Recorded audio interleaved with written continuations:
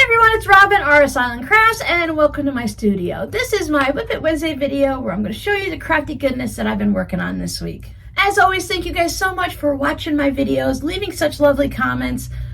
As you may notice, sometimes it takes me a few days to get to all the comments, but I read them as they come through, and then when I have a few moments at the end of the day or early in the morning and I'm not falling asleep in my chair at night, I answer the comments. Sometimes you'll just see a little heart or, a little like and a heart for Robin and stuff like that.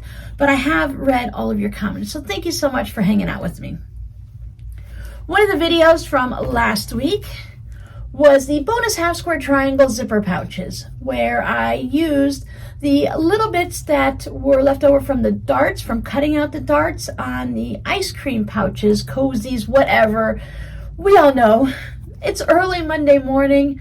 I've got 50 things running through my head. It is Thanksgiving week. I need to run out to the library. Thank you guys so much for picking up a few things from my Etsy shop. So I need to print shipping labels at the library. Then I need to go and brave Walmart. Hopefully it won't be too bad today because it's early Monday morning. Well, it'll probably be more like lunchtime by the time I get there. But it's still a work week. I think there's no school this week for some reason. Normally when the school's let out for Thanksgiving, Thanksgiving is on Thursday here in the US. School usually lets out either Tuesday, but usually Wednesday for many, many years. But I don't know what happened. I guess this year they're getting the entire week off, which is great for those that want to go on vacation. I don't think I've listed these in the shop yet. I don't think I'm going to show you anything that's actually in the shop yet, but they will be going soon. I just need to edit the photos.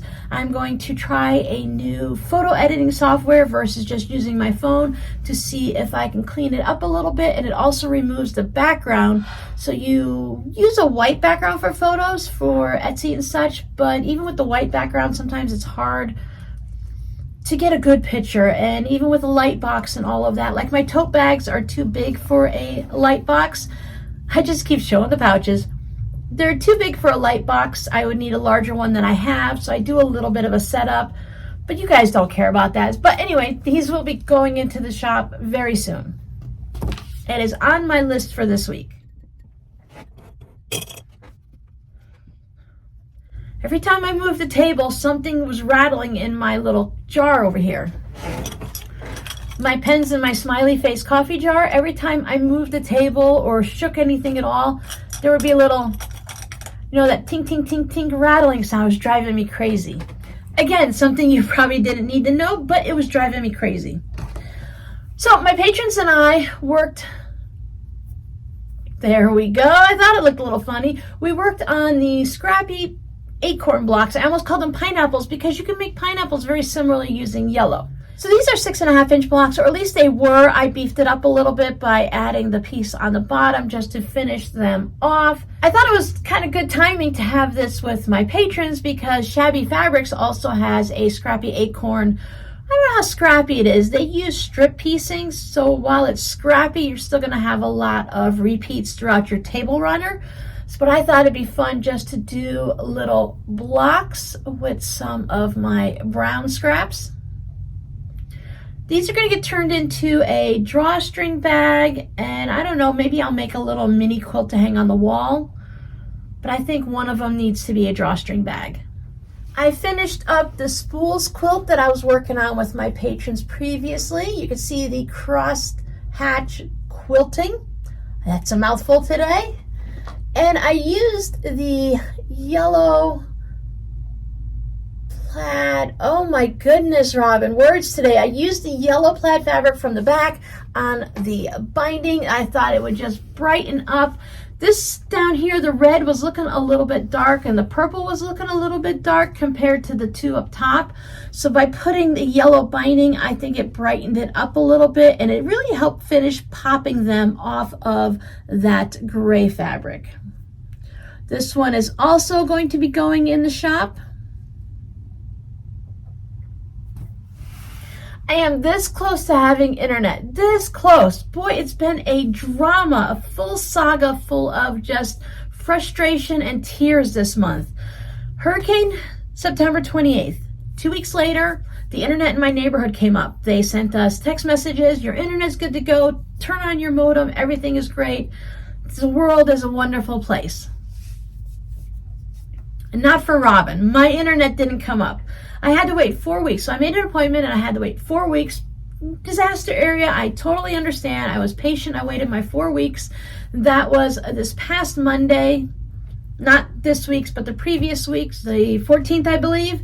And I waited all day. I had an appointment. In the morning, they give you a text message and they say, okay, your technician's going to be here between 12:35 and 4:35. So he must have a lunch from like 12 to 12:30 or something like that. Or maybe they're lucky to get a whole hour. But anyway, so I had the AC guy from 10 to 12. So I thought, okay, I'll book everyone up on the same day, get it all taken care of. Waited my 12:35 to 4:35. Nope. Waited till 5:35. Nobody. You cannot contact CenturyLink. You can only chat with them online. So thank goodness I had my internet for my phone, because otherwise, how are you going to chat with them if you don't have internet? They don't seem to understand that.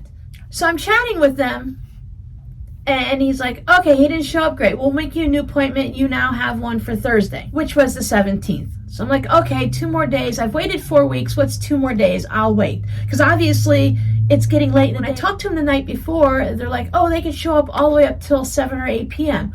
So I waited till 7 or 8 p.m. I didn't put my jammies on. I didn't get all comfy. I didn't doze off in my chair, which is one of my favorite things to do at night. And I waited, and he never showed up. Never called. So I did the appointment. She's okay, they're going to come on Thursday. I'm like, okay, fine, Thursday's fine, I'll take that. Midday Thursday, I get a text message saying, your appointment's been canceled and it's being rescheduled for the 19th. So I thought, they're going to come on a Saturday? Then I reread it, December 19th. Can't talk to a real person for the internet area, so I called up and talked to billing and got through, and I'm like, here's my story. I know you can't help me, but please let me talk to a real person. Can I please speak to a supervisor? No, you cannot. The person you're talking to will talk to a supervisor and relay the conversation. So I found out after being on the phone with them for like an hour that a supervisor would call me back. And I got a time frame. I'm like, great, a time frame. That's got to be good, right? Anywhere between 1 hour and 24 hours, a supervisor will call me, discuss the situation, see if they can give me an earlier appointment, figure out what's going on. Well, I'm not wearing a watch, but that's, let me see. Today is the 21st, 5 days later, and I still haven't received a phone call back. I'm a very loyal customer. I don't switch companies unless it's a really important reason to. I don't say, oh, look, someone's got a $5 discount, I'm going to switch companies. No, we've been with CenturyLink for 20 years. There was a company first that CenturyLink bought out, and then it turned to CenturyLink. So within the 18 to 20 year range, I've been with CenturyLink. Had my problems, had issues, but I've been a very loyal customer. So once I got off the phone with them, waiting for my supervisor to call, I checked, okay, Xfinity, let me call Xfinity. They will be here on Friday, the day after Thanksgiving, to get my internet all ready to go. So fingers crossed, new company, a better price. Hopefully, he said that whatever he gave me, I'm like, I don't know what I need. He's like, what do you want for upload and download? I don't know. I said, let me tell you what I do. So he gave us a good speed for live streaming on YouTube. So fingers crossed, we're not going to have as many problems as we had in the past, that everything is going to work better. And if I have internet on Friday, hopefully I'll go live sometime on Saturday. No guarantees, but hopefully. They have to make sure my house can get hooked up to Xfinity first. Technician comes out, does whatever they have to on the outside, and hopefully they'll take the wire that's been hanging down in my backyard just above my push lawnmower. Has been hanging down since the hurricane.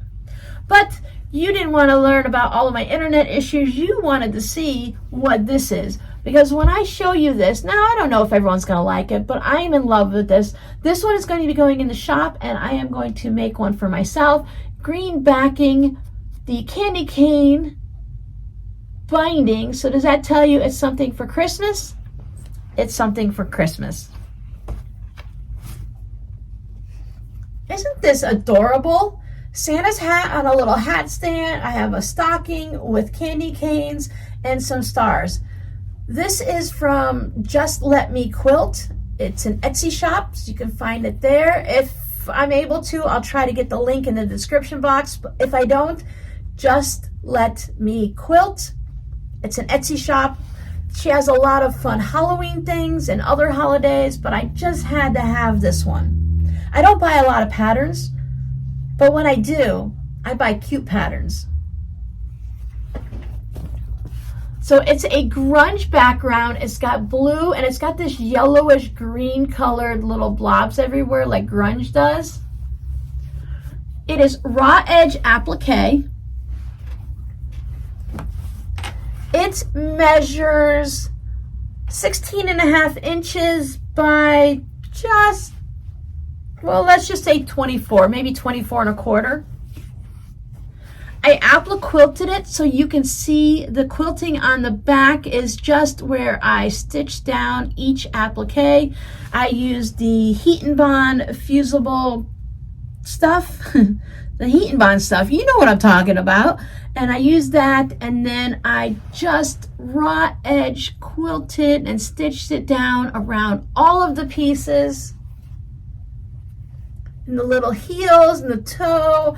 I love the little hat stand and the Santa hat. Didn't she do a great job making it all wrinkly like it would as it's sitting down? The nice long tail. I just love this project. I want to do it again, and I want to use a different blue. I didn't have the blue I wanted for myself. That's why you guys get the option of purchasing this in the shop. I want a little bit of a darker blue. I'm thinking these would pop a little bit differently. Maybe use a batik red. Now this red, I really like this red. It has all the little dark spots in it and it swirls. The white is my favorite crackle from Joann's. Now, of course, your pom-pom has to have the same white fabric too, so that's a crackle.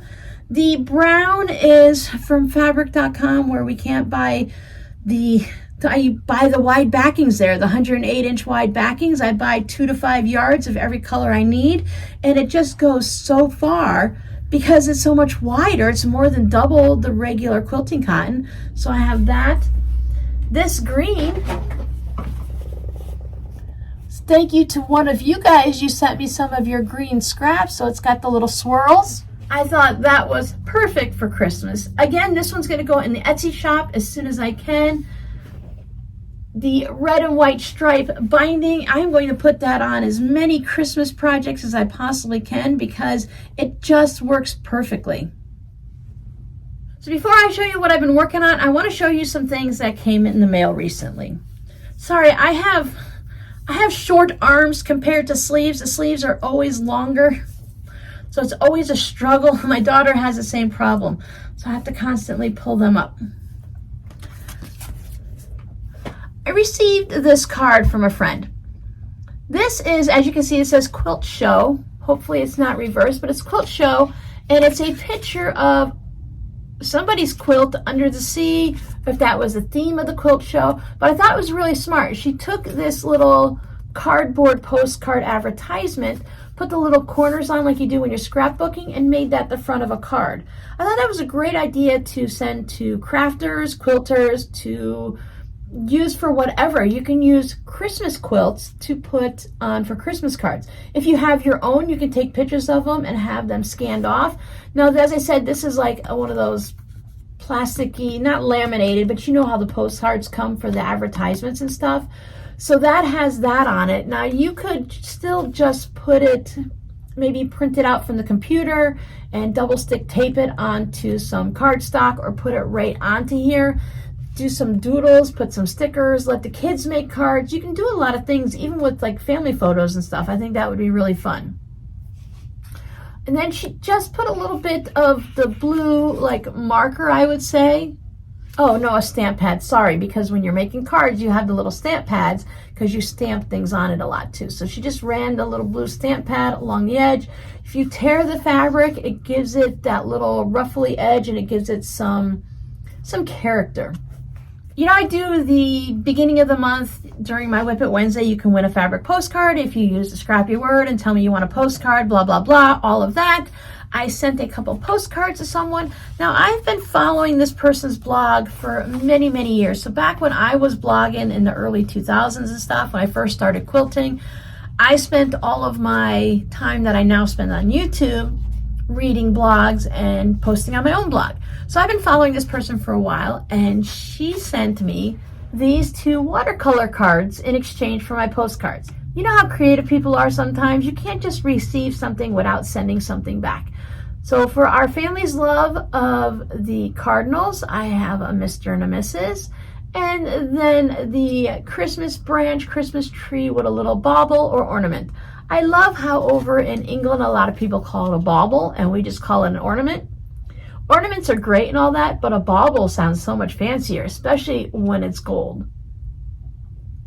So these are watercolored. She painted them on cardstock for me. Isn't that wonderful? This one has a lovely note inside in gold pen writing, and this one I believe is blank. Yes, so I could send this off to someone if I wanted to, but I'm going to put this up somehow on my postcard wall when I do my fabric postcards.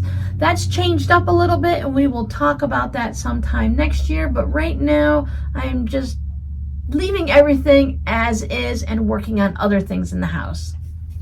There's plenty of other things to worry about other than putting up a postcard wall. So this is something I started. My daughter likes me to make things for her friends for Christmas. Not a lot, and she's really good, and she purchases supplies if she needs to, but she raided my fabric stash. The new store for Mission Barbecue has opened in Cape Coral. That's where my daughter works now, so she's left the Fort Myers store and moved to the Cape Coral store, but she's really great friends with the general manager at the Fort Myers store. He has a wife, he's married, and he has 3 children, I believe. And she wanted to make them some wall hangings. And she wanted to use my panel fabric. I happen to have, let me show you this guy. I happen to have some for Buzz Lightyear and the Evil Zorg. So she wanted something that the kids could hang on their wall and have a nice decoration. But I talked to her and I said, wouldn't it be more fun? Now, up to you, I will make it any way you want, but wouldn't it might be a little bit more fun if I made some pillows, some 20-inch pillows, and that way the kids can snuggle with them in bed, they can lay on their floor and read books with them, or they can bring them out to the living room for family movie night. I don't know if they do family movie night, but sometime during the week, families usually are in the living room watching the same TV program together. At least until the kids become teenagers, right? So she said, sure. So this is going to be a 2-sided pillow. I added fusible fleece to all of these panels. These were pillow panels that I actually purchased these, gosh, probably maybe 2010. I've had them in my stash for a while. Just all folded up nice and neat, waiting to find a reason to use them. I was going to make them into a quilt for someone, but that kind of fell through, so I've been saving them. She said, all right, great. So this is going to be for one of the boys, or the boy, their son.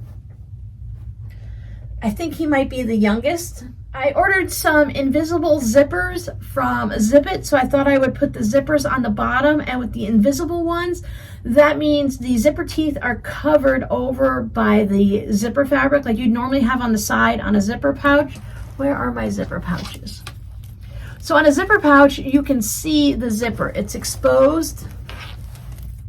You can see the teeth and everything. And I thought the kids might not want to have them up against their belly or on their legs. So because it's Florida, you're going to be in shorts a lot. You might not want to have that scratchiness. So I thought if I put the invisible zipper on the bottom, that you'd only have that little tag sticking out, and then you wouldn't have to worry. There's always a loose thread everywhere. You wouldn't have to worry about that irritation, because sometimes kids they're very particular about things.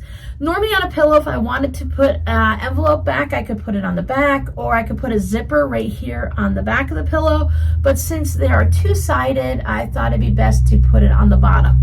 And that way they can put their heads down on it like this, and they won't have a zipper at the top. So that is child number 1.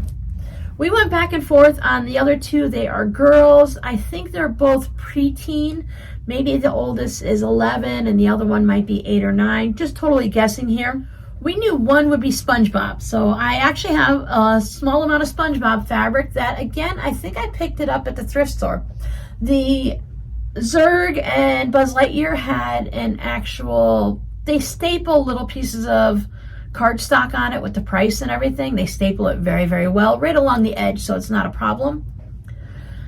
So that was easy to know. I hadn't taken the price off it yet. So this one, I don't know, but I'm pretty sure that's where it came from.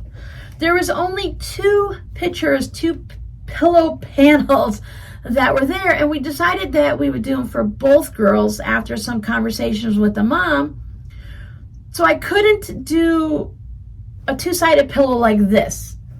So one child is going to get a front and back with this design, and one child's going to get a front and back with this design. So I have 4 of these. Again, everyone has fusible fleece. I don't like to do just plain cotton fabric on them, especially for kids' pillows that are going to get used and tossed around a lot.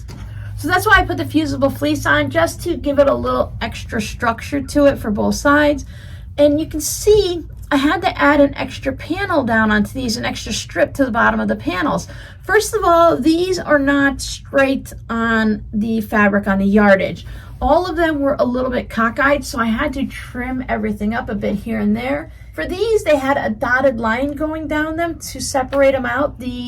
The blue one with Buzz and Zurg, or whatever his name is, they are just printed on blue, so you just figure out what you want to do. They were meant for an 18-inch pillow, I believe, so I just stole from the other panels around it. Since I had 5 yards of it, I could go ahead and do that. But SpongeBob had dotted lines, and I didn't want to leave the dotted lines on, so I had to make sure that he was smaller. But the problem is with the dotted lines, it was 18 by 20. Pillow forms aren't 18 by 20. So I had the 4 for the pillows and 2 extra pillow panels. So what I did is, where the second pillow panel was here, I went ahead and I took that extra red fabric from in between. I took the extra red fabric from the salvages and I put it in there. Now, of course, there was still dotted lines, so I ended up putting an extra seam right here, and that's just barely a 1/4 inch seam because that is where the dotted line is. So I just folded it, stitched over so that the seam was there and you couldn't see the dotted line. So now he's 20 by 20. He may not be perfectly straight on the pillow, but he is close enough, and I don't think the kids are going to care. I decided to put the extra strip on the bottom so that maybe it won't be as noticeable when it's sitting down. And then this way, the zipper, if it needs any extra space, it won't be that close to the design. It'll be down here. So if it eats up anything between the zipper and the seam, then it'll be like that. I haven't put a zipper in a pillow in a long time. I know there's a lot of different tricks. I have several saved in my to watch later here on YouTube. There's the kind, well, first of all, you can do just the envelope style, so you don't have to have a zipper. You can just put a zipper in it and it'll just be exposed like it is here on this. So you just put it on the back of the pillow and it's like whatever. But there's also a way that you can do a flap that goes over it so that, you know, the zipper is hidden underneath there. You lift the flap up, you zip it, and you go like that. I think I'm going to do more zippers in my pillows because while I like the envelope style, sometimes it like gaps. Have you ever seen that? It gets like a little gap. So I feel like it either needs some Velcro, that would be another way to do it, or to put a zipper in it. Of course, Velcro is easier and it's less supplies. You don't always have to have zippers on hand for it. I did place an order for 22-inch zippers for these, and since I was ordering from Zip It, I decided to just go ahead and get some more zippers. So I think I have maybe 75 zippers coming, some longer ones so I can make more of the patchwork project bags and stuff like that. But that's everything I've been working on. I've also been working on the Advent videos. I've actually been making my crafting days, my work days shorter. Instead of working till 4 or 5 p.m., starting at like 7:38 in the morning, working till 4 or 5. Of course, I get a lunch break. You have to have a lunch break and get up and wander around break. But I've been stopping at around 2:30. I've been working on the Advent videos, so I am up to day 8 now. So that is 2 videos per day that I need to edit, and I'm gonna cut it close. But the internet on Friday is the 25th. Hopefully, the gentleman I picked the 8 to 10 a.m. slot, so hopefully I am the first stop of the day. That way, if he gets behind at all, or she gets behind, internet people have always been males that have come to my house. But I don't want to say women can't. But if they come early, or if you get an afternoon appointment, if they have problems during the day, it gets set back further and further, just like doctor's appointments. So I like to get the first one of the day, even if I have to be up early. Well, I'm always up early, but if I have to be prepared to be semi-social in the morning, so be it, that's okay.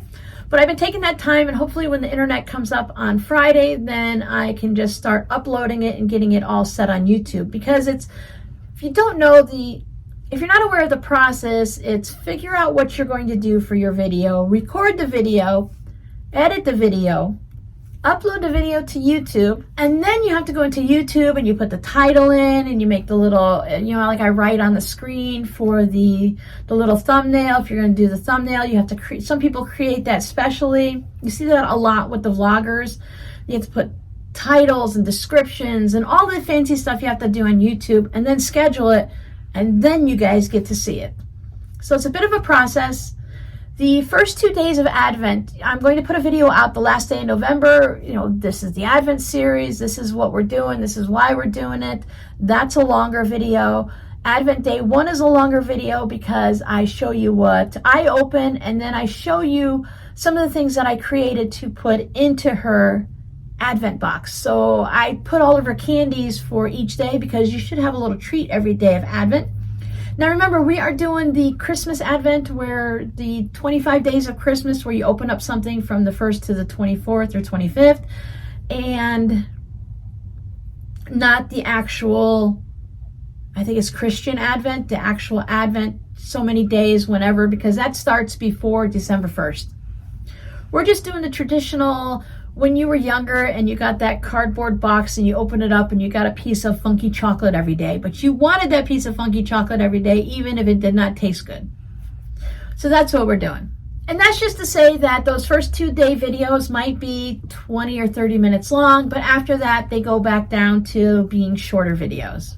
So your scrappy word for today is funky. Did you get one of those Advent calendars with the funky chocolate, or did you get one with something special in it? I've always wanted one of those. They have like the different wooden ones. I see them at Target, and I always wait for the 50% off sale, but everything like that sells so quick afterwards that I never grab it in time. My fault totally, because I don't want to go out the day after Christmas and deal with the crowds. But they have different ones, like you might have a Christmas tree with all the little doors in it. I thought that was cute. There's little trains, just square boxes with all different sized doors. I always thought that would be nice to have for an Advent calendar. I've made several fabric ones, quilted ones over the years. I've made crochet ones, and I have one for myself that I've started many, many years ago, and I just never finished. I made all the little pockets. They're actually little stockings that become pockets that you kind of put willy-nilly wonky-fied onto a background fabric, and I've just never gotten to that point. At that time, my skill level wasn't prepared to actually get them onto the fabric, so I need to pull that out soon and go ahead and get those finished up so I can have a nice Advent calendar on the wall. So for those of you celebrating Thanksgiving, whether you're here in the U.S. or you're celebrating it in another country because you like the idea of Thanksgiving, or you're a U.S. citizen abroad, or you're married to a U.S. citizen or something like that, if you're enjoying Thanksgiving this week, I hope you have a wonderful time with friends and family. I am going to head over to my kids. We are not having turkey. We are having steak this year. We decided we survived the hurricane. We have earned a nice steak dinner. Fingers crossed I have internet on Friday. We will go live sometime on Saturday. Nothing planned. I will just pull out some project that I have laying down here and I will go ahead and sew along on that, or maybe I'll work on my birdie block or something like that, and we'll just sit down and we'll have a little chat. So I will see you guys in the next video. Bye.